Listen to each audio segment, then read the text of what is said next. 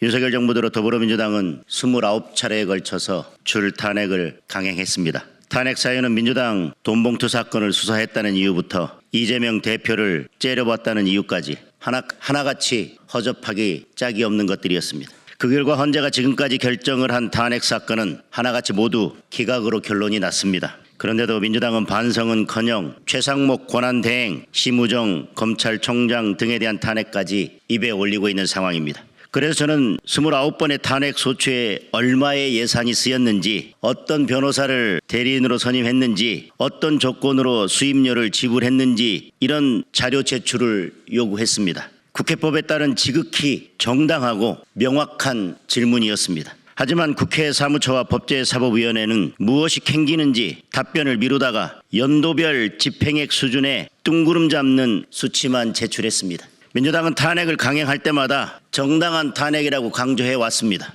그렇다면 국회 사무처는 무엇이 두려워서 세부 내역을 공개하지 않는지 도무지 알 수가 없습니다. 민주당은 지난 예산심사에서 검찰과 감사원의 특활비를 전액 삭감한 바 있습니다. 검찰과 감사원이 특활비 사용 내역에 세부 내역까지 제출했음에도 불구하고 민주당의 입맛에 맞지 않는다는 이유로 특활비를 영원으로 만들지 않았습니까? 그런데 왜 민주당 출신의 의장과 사무총장이 있는 국회 사무처는 소추 대리인 선임 비용 내역을 제출하지 않는 것입니까? 지난주 제출된 자료를 보면 윤석열 정부 출범 이후 국회가 탄핵 심판에 사용한 예산은 총 4억 6천만 원이나 됩니다. 도대체 무엇 때문에 이렇게 많은 혈세가 낭비되고 있는지 국민들은 알 권리가 있습니다. 게다가 지금껏 친야 성향의 변호사들을 선임해서 일감을 몰아주고 탄핵 심판에 영향을 미쳐왔던 것은 아닌지 의심되는 상황입니다. 일례로 윤석열 대통령 탄핵 심판의 국회 측